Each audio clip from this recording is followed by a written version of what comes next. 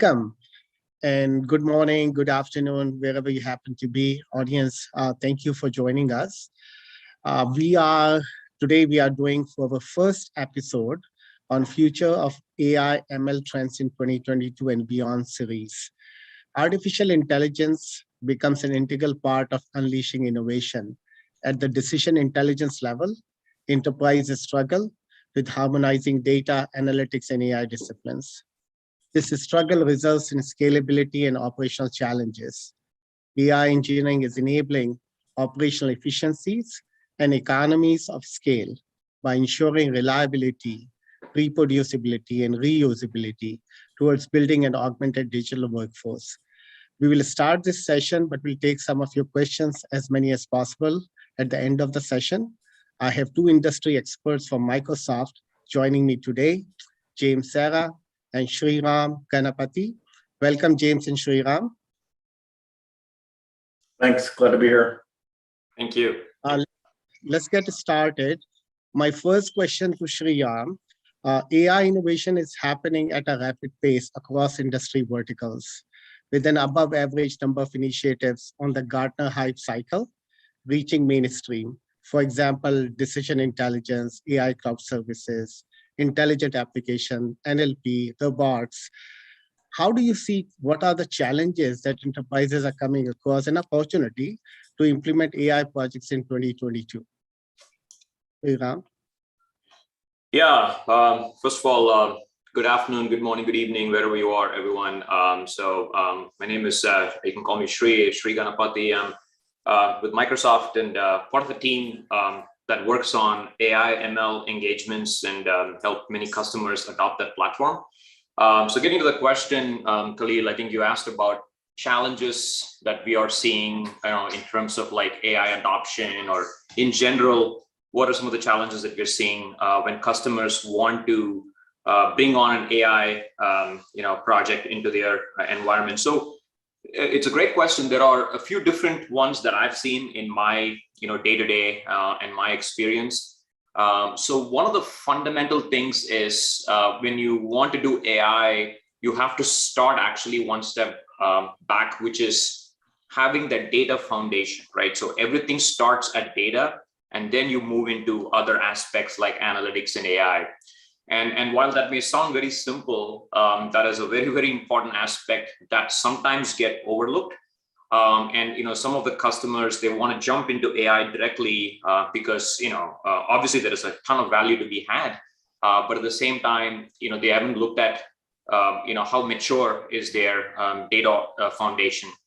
So that I think is one of the number one things. Otherwise, the old adage of garbage in, garbage out applies pretty significantly when it comes to AI. So if you don't have good quality data, if you don't have the data engineered in a form that you can build meaningful models on top of, then you're not going to be very successful. So the first challenge is to make sure that there is a good data foundation established, and you have a culture as a company where you're thinking about data. That's number one.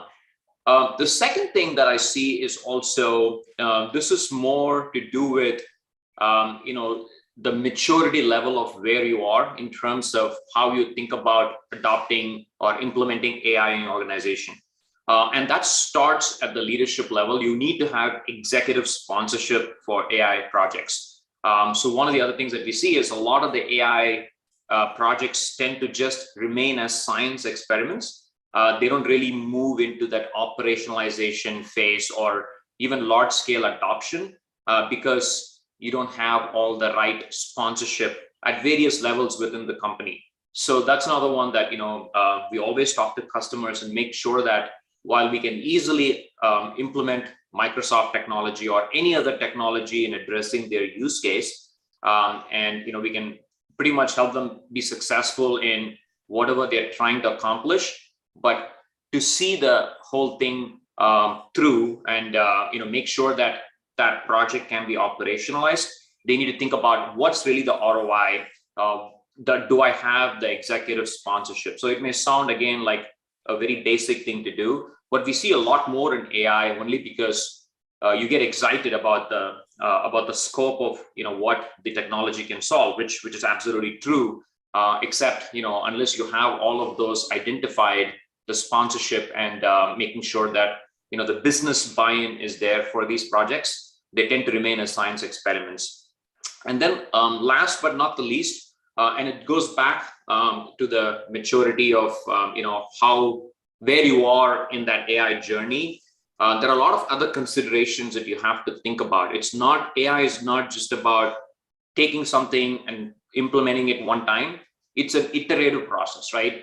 Because you can deploy an AI model, but over a period of time, that model may become useless unless you are constantly monitoring, looking for things like, is my data decaying? And how do I, factor that? Have my business requirements changed? And so unlike traditional software projects where, you probably have a good set of rules identified, you've built an application, and it's pretty much, in place without having to do too many upgrades. It's very low touch, whereas AI is completely different. It's iterative throughout. So then you have to have the maturity to have this continuous sort of assessment of your AI lifecycle versus just thinking about it as something that you'll do one time. So at a high level, I think those are some of the challenges that I see. Sriram, how do you see AI governance?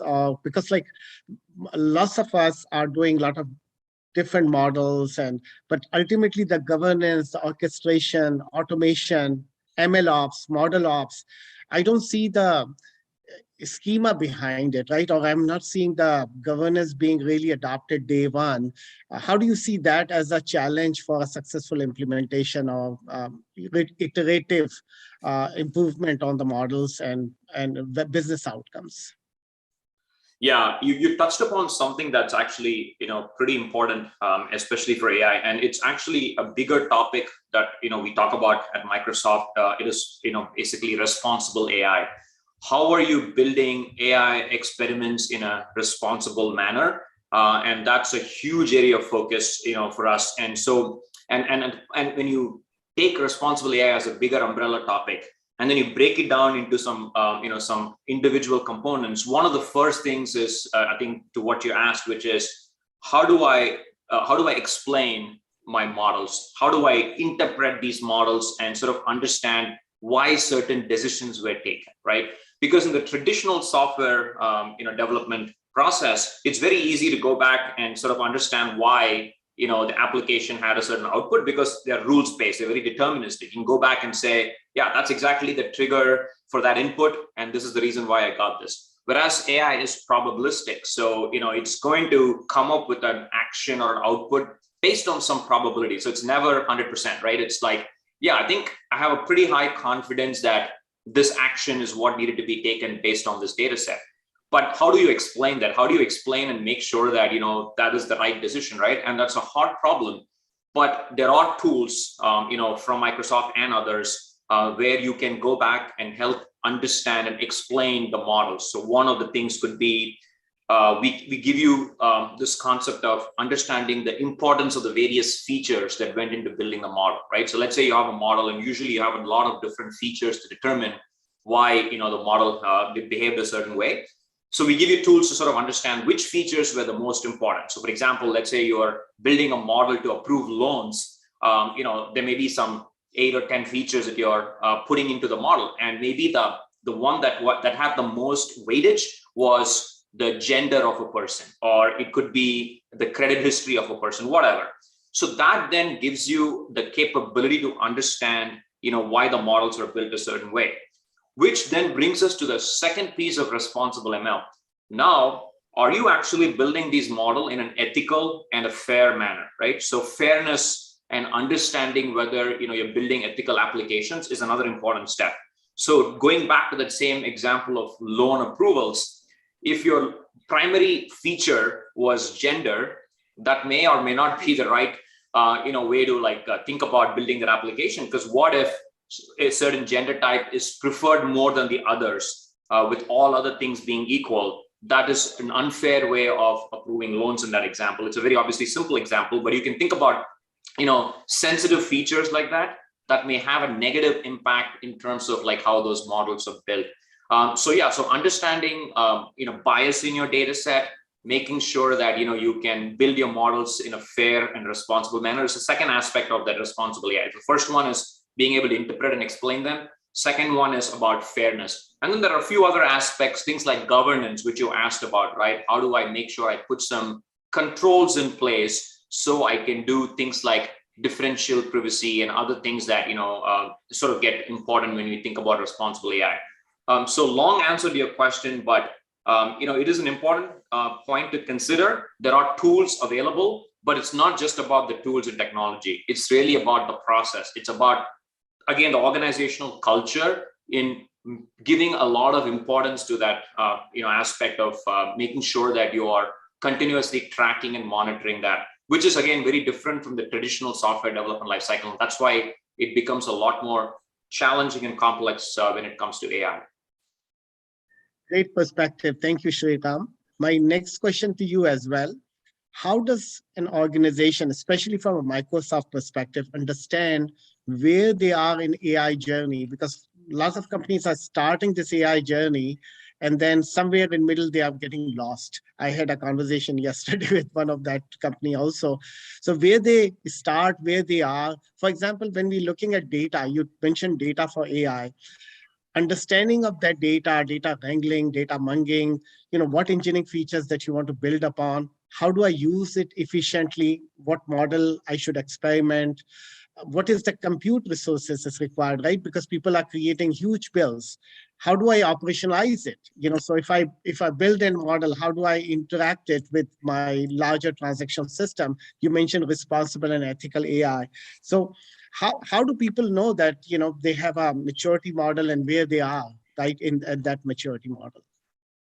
Yeah, so I actually prepared a slide for that because the AI maturity lifecycle is something that's very important to sort of assess as an organization.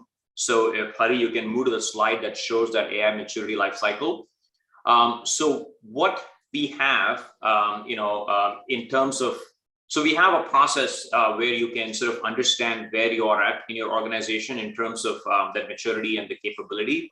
Can we move to the slide? I don't think I'm seeing. Hari, can you go to the slide, please? Bring it up. No problem. Yeah, it's easier to explain this with a visual. So that's why we have this sort of like, this spectrum. Yeah, that's the AI maturity model that, we're showing on the screen. So, and we'll send you a follow-up link, if possible, on, like there's a white paper that's written about how do you sort of go about understanding where you are in the AI maturity spectrum.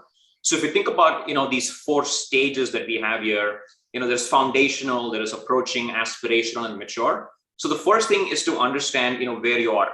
And this does not imply that you cannot start working on AI projects unless you are mature or unless you're aspirational, right? It's all about what parts of the AI, operationalization can you take upon based on where you are in this spectrum. So if you think about, like, starting from, the bottom left, which is the foundational, stage. The foundational stage is all about, an organization that's really interested in AI. They're trying to demystify what AI is. They're looking at all the associated vendors and technologies, so, and then they have use cases, right? So they have a broad category of scenarios and capabilities, but they're at the starting point of the journey and sort of trying to figure out, how do I now utilize AI in my industry? So the question is, yeah, you absolutely can. I mean, even at that level, you absolutely can adopt AI. But you probably want to, adopt AI technologies that are hosted by organizations like Microsoft and others, and try to infuse them into your existing applications versus trying to build a custom AI solution. Because for building a custom AI solution, as we will see as we go through this maturity life cycle, there'll need to be other considerations that you have to make sure that you have in place. So at this stage, you already have a data-driven culture, which, to your point, Khalil, is very important, right? So that's a fundamental, that's basically a requirement for any of this. So you already have a data-driven culture, and you're transitioning even further into that. But now you want to adopt, AI into some of these scenarios. So what you want to do is to look at maybe using already pre-built AI and configurable AI models from organizations like Microsoft. As you move up the the spectrum, right? You get into this approaching phase, as we call it. And this is Microsoft's definition. Like I said, we have a white paper that sort of explains this in more detail. As you're in this approaching stage, which is the next stage in this maturity life cycle, you're going to continue to implement these cultural changes. And you're trying to infuse AI into a lot of strategic initiatives as a company, right? So as you're creating new business models, you want to take and implement AI as part of them. So you're further along. So even in this case, you're trying to still understand the full value proposition of AI, but you've already, sort of started adopting and playing with some of these hosted technologies like we talked about, right? So you're basically aware that this is the primary differentiator for you in the market as you're looking to, make sure you're outpacing your competition. Then as you're going further along, and so the other thing that I want to talk about at that level is also this whole culture thing. So if you look at that, at that slide, at the bottom, we have cultural shift that needs to happen from foundational to approaching. Then from the approaching to aspirational, you need to have that ethical shift. And then finally, to become this mature organization, you need to have the ownership shift, right? So we talked about these are some of the challenges that we see, where, unless you have the full sponsorship and you have the ownership at the organizational level, some of these AI projects do not see the light of the day. And then, the ethical and the responsible aspects that we talked about are very important. So that's another, dimension that you need to think about as you are going through this. So when you're in this approaching phase, you're increasingly comfortable with taking risks, and you're trying to again use some of the pre-built configurable AI services, hosted AI services from vendors like Microsoft, but you're also going through this culture shift. So you're going towards this experimentation and investigation of custom AI if possible.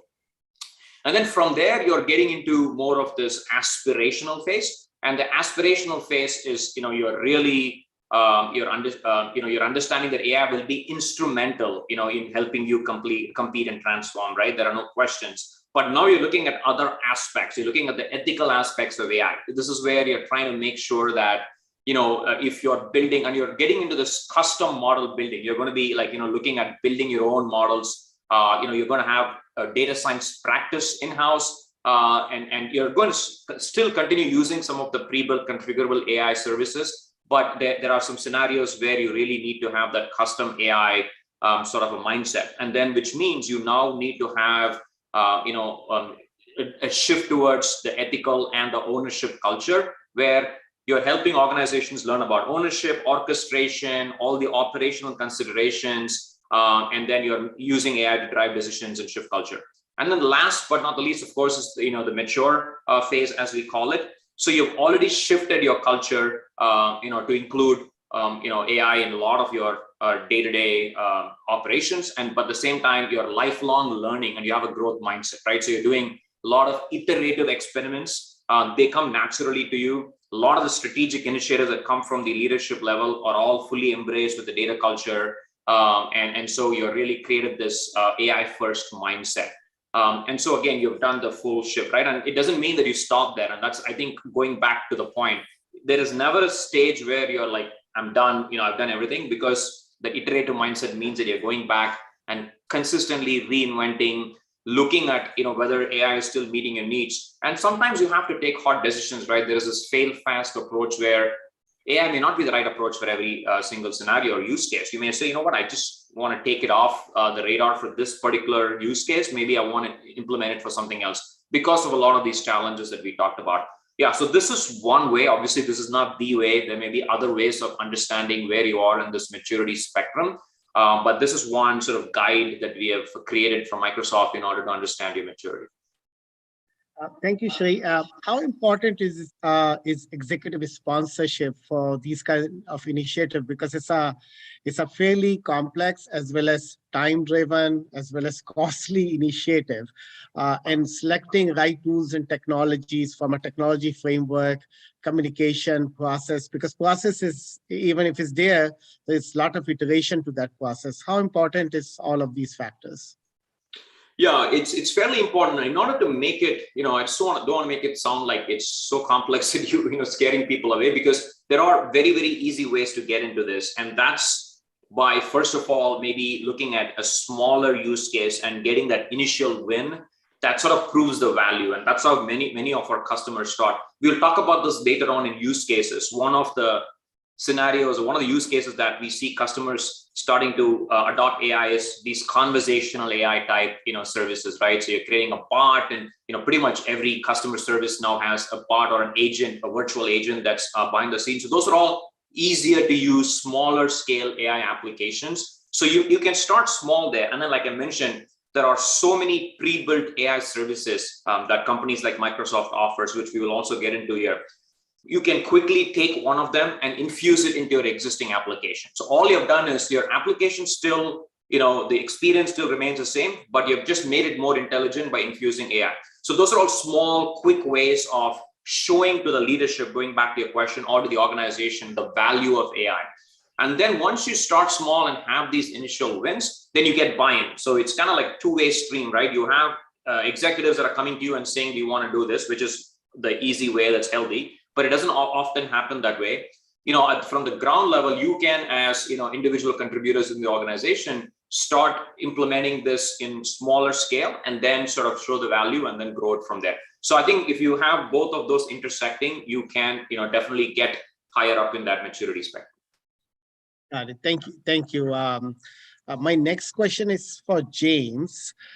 James, from your experience, do you want to showcase some strong data foundation that is required for a successful AI journey? I know you have a slide there. Hari, can you bring it up? James? Yeah. That slide's a little scary because there's a lot to it. But as Sri pointed out, your model that you train is only going to be good as the data underneath it. So it's real important for customers to collect all this data, centralize it, govern it, clean it, and make sure the data is also responsible, and then build your models on top of that. And so building the models is the easy part. It's gathering all this data. That's a challenge in there. And with many customers, they're just now in that phase where they're pulling all these data sources that are everywhere and trying to centralize it and create that data warehouse or that data lakehouse, and then build the models off that. So what I think, in my opinion, we're going to see in short order is just this avalanche of companies trying to build models on there because they're getting all this data together, and they're at the point where they're running reports to see historical trends and such, but now they're going to see the extra value of creating the machine learning models and do predictive analytics on top of them. But it's very challenging to collect all this data, and this is why there's a lot of conversations now how to collect this data. Do we use a relational database, a data lakehouse, a data mesh, data fabric? All these different architectures are coming into play now. But the bottom line is you have to collect all this data, and the more data you have, the more valuable those models will be, and also the more types of models you can build. So the idea should be to collect data, no matter what the size, the speed, or the type, and have it so the data scientists can get access to it easily. Try to prevent the data scientists from doing all the cleaning, so it's centralized, and then many people can access it without having to reinvent the wheel and all doing their own cleaning there, and then make it available to others. And then in this slide, it shows there's a lot of Microsoft tools and products for collecting this data. There's batch collection, there's ingesting through real-time hubs like event hubs and IoT hubs. And there's different ways of putting compute on that, but the bottom line is all the data goes into the data lake. And then from there, you can use your relational databases, your serverless tools on there. You can use machine learning on top of that, whether the data is in a data lake or move to a relational database. And then from there, you could have end users visualize the data on there. But the challenge for all these customers that they're going through now is collecting all this data and therefore making those machine learning models more valuable. And as also Sri pointed out, it's a continuous learning in there. So you can't build a model once and say, okay, we're done. You got to collect more data, make sure the models are performing the way you think they would, but then improving them by collecting more and more data and retraining the models. Thank you, James. My next question is to both of you. Can you identify one use case where you have seen a lot of value outcomes for the enterprises, Microsoft customers especially, anything around cloud services, decision intelligence, or NLP and others. So James, you go first. Identify one of your favorite AI use case where you find a lot of iterations and relevance in 2021 and now 22 and beyond.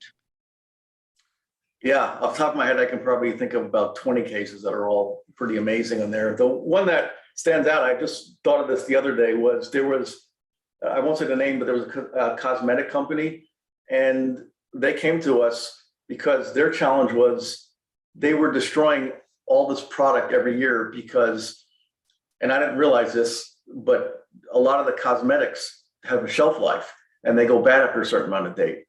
And I thought, well, how much data could that be, and how much of that product can go bad? And because they're such a large company, they said they have $190 million a year of product that they destroy, and that blew me away. And so what they were trying to do is create machine learning models to do product demand forecasting.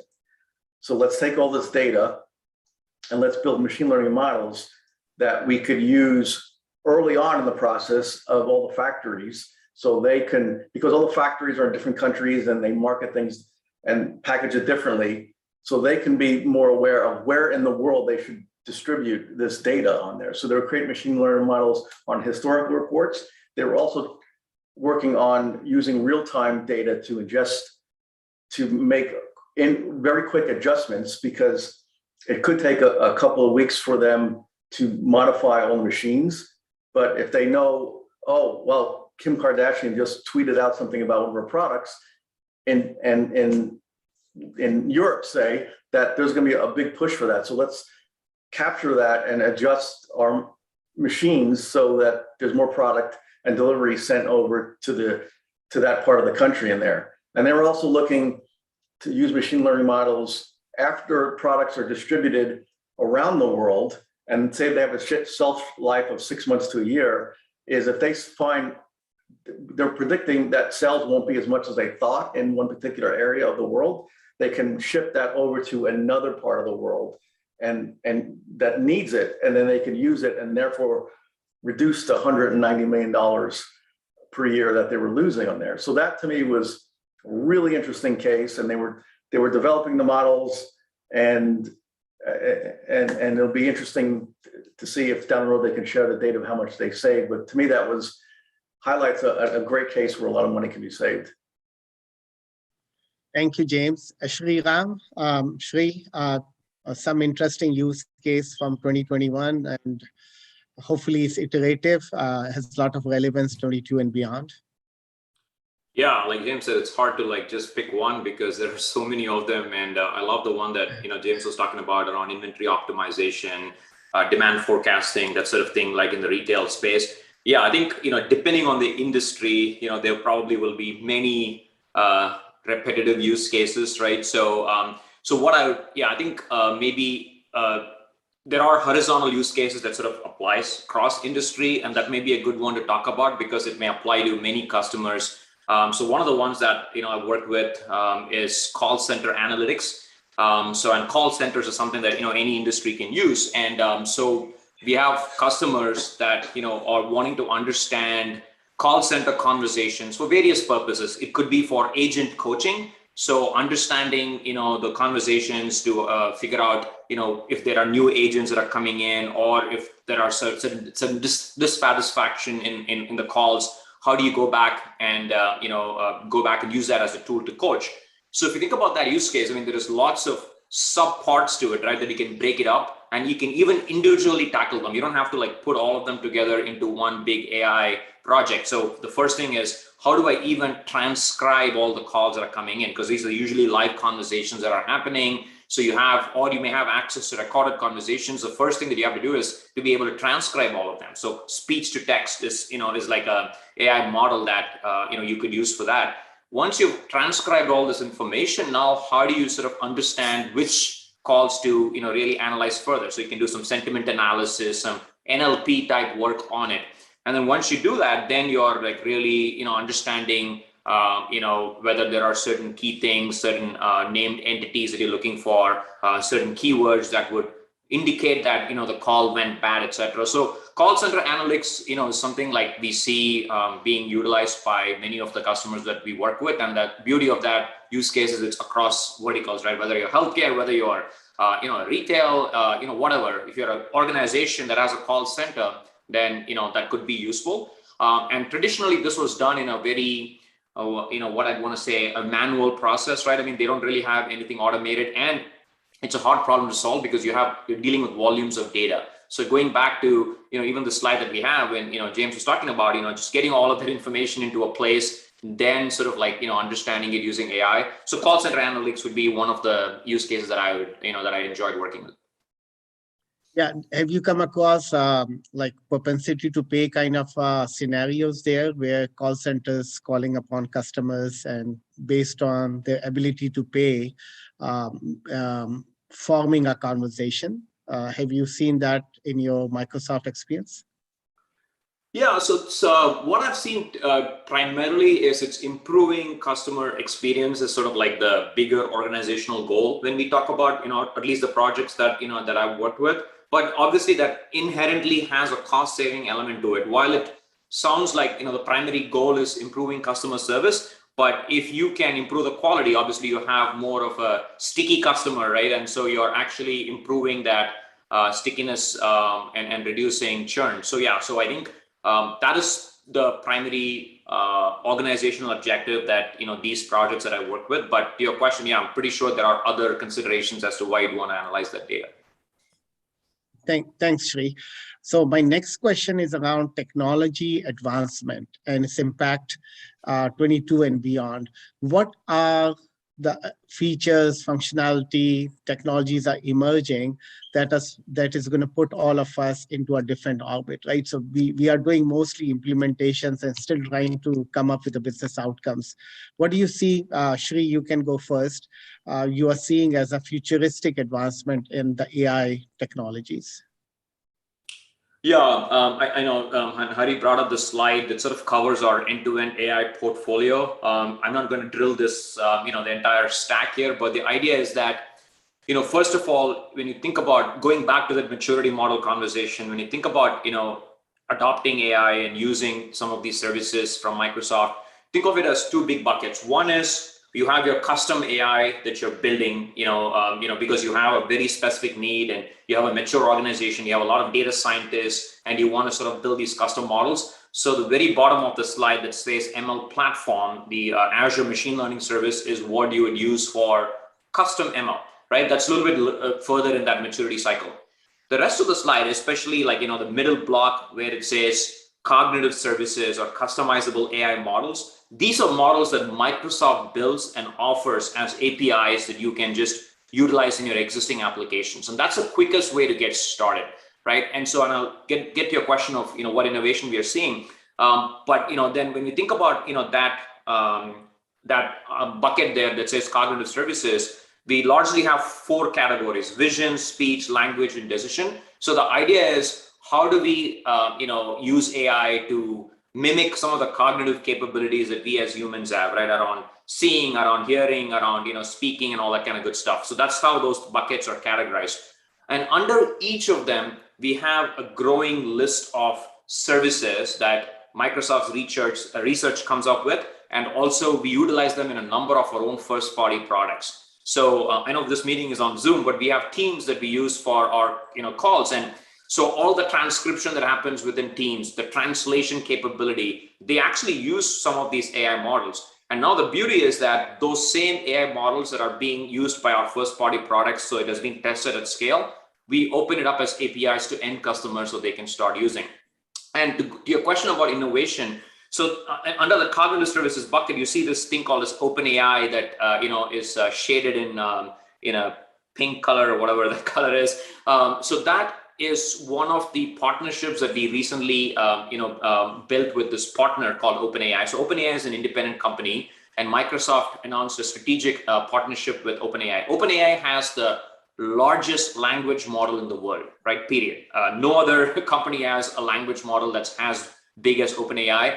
they built their model on billions and billions of parameters. So it can pretty much anything that you see out there on the internet, it's gotten that data set trained to build a language model, which means it can do some really funky and sometimes scary things, right? So I can actually, and one of the demos that we were doing for some internal session is just going into the OpenAI playground. I just randomly typed in a question called "Tell me what you know about Shri," and just put in my name, and it came up with a list of things that I was just blown away, including like some of the internal Microsoft things that I've done to external things that I've done. So the idea is it is super cutting edge, but again, how do you use it? Or how do you actually put it to use for commercial or business type applications? So any NLP, NLU scenarios, whether it's text summarization, whether it's language understanding, all those very, very popular use cases that we are starting to see, OpenAI is taking it, in a different level. So that's the innovation that I've seen recently that I think is going to have a lot of promise going forward. And for Microsoft, because we have this exclusive partnership, we have built an Azure OpenAI service. So OpenAI runs on Azure behind the scenes by default. But one of the issues with a large model like that is it's also very hard to play with it and get access to it. So we are trying to make it simpler, but by offering an Azure OpenAI service, where if you're an Azure customer, you can actually now access the API, first of all, in a cost-effective way. Otherwise, these things are running on multiple GPU clusters in the cloud. So it's not easy for, let's say, a small company to just go and use it because it may be cost prohibitive. But what we're doing with Azure OpenAI is sort of opening it up so that even if whatever the size of your company, you can quickly start experimenting on these natural language type use cases. So that innovation, I think, is cutting edge, but there are lots of others in the other areas as well, but I'll just stick to that for now. Very good. Thank you, Shay. And James, if you can talk about Synapse a little bit, right? The Microsoft data platform, the AI which is embedded in it. Talk about its value and its adoption rate into the marketplace. Where do you see it's going? We have seen a lot of conversations happening around Synapse now, like almost on a weekly basis. Talk about the innovation in Synapse as a whole. Yeah, sure. Synapse has come a long way in adding features to it that address AI and ML. And they even have made it pretty easy to create machine learning through automated ML that's built into it there. So you have that one easy to use that works well for power users. And then you have the ability to use Spark notebooks in there to make it that available to do anything you want with machine learning models within Spark on there. Of course, all this data is sitting in a data lake, so you have other products that you can use outside of that, like Databricks against that data to build the models. But within Synapse, they've built a lot of the functionality and features within it, so you don't ever have to leave that workspace of Synapse to take advantage of AI and ML. And then there's other things coming down in the future that you hear about where they're trying to make it easier within Synapse to use data and to use machine learning languages in there. So making it more self-serving for those power users. And I always tell customers you got to be careful because it could be easy to create a model that's completely wrong if you don't have any understanding of the theory of data science. Even though they have automated machine learning, at some point you have to be really careful and maybe use data scientists in there. But for Synapse, they're also coming out with built-in machine learning models, and they have just a couple now in the retail area. Because what's happening now is you have this common data model, or what's called in Synapse database templates. So the landing area of all this data is known. So if you know the structure of the data, I can then pre-build models on top of that data structure in there. So out of the box, you can use these database templates, say use one for retail, and then if you populate all your data in that common data model, and then, oh, we got this built-in data model that we can use on top of that data because we know the format in there. Now, this opens the door for outside vendors, consulting companies, anybody who wants to to create models that we're using those common data models. That I think is going to increase drastically in there, because once you know the storage, the data layout in there, you can start building those models. So I expect to see a lot of models come out in the marketplace that'll work against these common data models in there. And so finally, it's ease of use, and the Synapse will become more and more easier for people to use who are not in IT. And so if you can make it easier for people to collect data, and then you're making it easy for them to do machine learning models on top of that data, it's going to open up a lot of popularity when it comes to machine learning. Very good. Thanks, James. And how does Microsoft, this is a question for both Sri and you, in terms of spearheading the AI adoption, right? Both from a Synapse perspective, which has AI embedded in it, but overall, what do you see in 2021? What is Microsoft doing for partners like us, where AI being adopted at a rapid pace, or where do you see it's going, right? Again, from Microsoft platform perspective. James, you can go first, and then Shri. I'll let Shri go first. Okay, Shri. Yeah, no problem. So I think you asked about partners and how partners can be part of this journey. And so if you look at even the slide that we have on screen, what we have is the platform components, right? So we have like the AI models, we have a platform to build your own AI models, etc. But in order to build an use case that sort of solves for a particular customer business problem, we need this to be stitched together, right? We need a workflow created.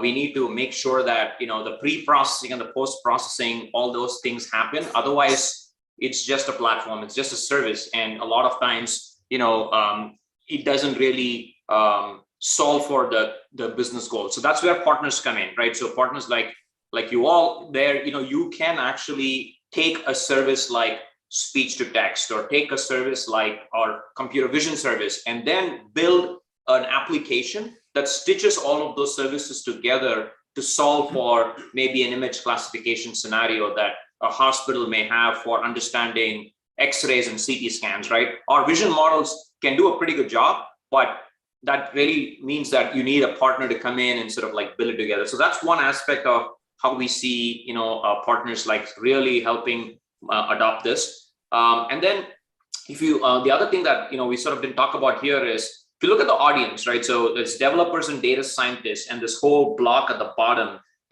is focused on that audience. So like if you're a data scientist, you use the machine learning platform, Azure Machine Learning, to sort of like build your own custom AI. If you are a developer, then you use some of these applied AI services and cognitive services, so that you don't have to worry about the data science stuff. You're simply calling the APIs and implementing that as part of your application logic. Then there is this other audience that we really didn't talk about, right? I mean, Gartner, I think, refers to them as citizen developers. So these are business users that are actually a significant user base for us, and we want to also empower them to utilizing AI. So we have a whole suite of tools called the Power Platform, where you have tools like Power BI, Power Apps, etc. And we have AI built into them using this glue called this AI Builder. So that's another area, I think, from a Microsoft standpoint, if you're starting to do a low code, no code way of adopting these AI solutions, then Power Platform could be something that, you also want to think about. So there's various ways of approaching the stack, but, a partner is the one that can sort of like make sure that all of them come together in operationalizing this in the real world. Thank you, Shri. James, you want to add anything? Yeah, I'll just add in general, Microsoft is big on educating and upskilling partners, and especially when it comes to machine learning on there. Microsoft has a whole division called One Commercial Partner. That's all they do is upskill partners on there. So they have a lot of people that are very deep in AI and ML. They even have a group of data scientists with PhDs, and they're there to educate partners. So partners can go out and then work better with customers in there. And in my area at Microsoft that I rejoined a month ago, and I'm in Microsoft Consulting Services, which is renamed to Industry Solutions. We love renaming things at Microsoft. And that group, that we are helping customers build solutions, but we no, we can't handle all the projects in the world. It's a very small percentage. So we partner with partners to help upskill them, but also to bring them in areas where Microsoft does not have a high skill set. So maybe their customers are really good in, say, manufacturing machine learning. And if customer comes to us, we will reach out to them and work with that partner and work with them for the customer in there. So the technology moves so quickly. So it's really important for Microsoft to educate partners so they understand what's just come out, but also educate partners so they know what's coming, so they can better prepare themselves in order to work with customers. Thank you, James. I saved the last question for me from a Saxon's perspective. So how are we educating our customers to get started with AI, especially in terms of Microsoft platform? So what we do is like we help our customers determine the factors they should focus on when implementing AI. For example, data understanding, right? How do you drive that data towards a transformation as well as enable it into some warehouse lake or whatever not? What is the business outcome that you seek? What are the team skills that you need on the engineering side as well as on the warehousing lake side versus BI outcome side, or even building ML model? The methodology for success, what it is, right? The maturity model that you have seen, what Shri was showing, but going beyond that process, in terms of resources, in terms of timeline, in terms of outcomes and iterations. So we help all of the above. Also, we try to help them create a strong and cohesive AI engineering discipline to enable scalability of AI project, because it's important that it's scalable, it's iterative, is business driven, and at some point in time it shows the value, right? Compute costs and everything else. The last one is like, how do we find ways to accelerate the operationalization of AI to drive business value, implement governance, ML ops, model ops, etc. Saxon is an data management and analytics company with AI focus. We do advisory service, turnkey consulting, and managed services, which is 24/7 on your data science platform. Hari, can you bring the slide up? The company slide first. So as you see here, this is all we do, right? We are a data management and analytics company focusing on data science platform. We're an IT modernization company, which means we can take your legacy platform, doesn't matter what they happen to be, to cloud or cross cloud or on-prem and cross cloud. We have a lot of industry verticals. We specialize in healthcare, BFSI, retail are the three major ones, but of course we have customers across all of these verticals. We are based out of Dallas, Texas. We are a US company. California is where I'm located, so I'm in California office. We also have a couple of other locations in the US. We also have 3 locations in India. We are technology agnostic, cloud agnostic, data platform agnostic, but we are partnering with Microsoft in a big way to modernize your platforms. And last is I thank you, our audience, for joining us. Actually, Hari, we had a quick Q&A session. Do you have any questions that we can answer now? Hello, Hari. Let me look for any questions that have been posted. I don't see any questions from the participants unless, I can unmute anybody if somebody wants to ask the question or somebody. Yeah. We kept like 10 minutes for audience to ask questions. If anybody has a question, please ask now.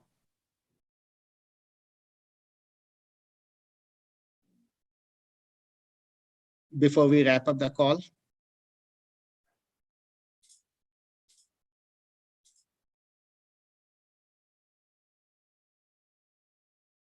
Okay, so I thank you, our audience and speakers, for this insightful, interactive discussion on AI future trends. This is episode 1. We will be doing multiple episodes. It's a series of events that we'll be doing on AI, ML, and different platforms.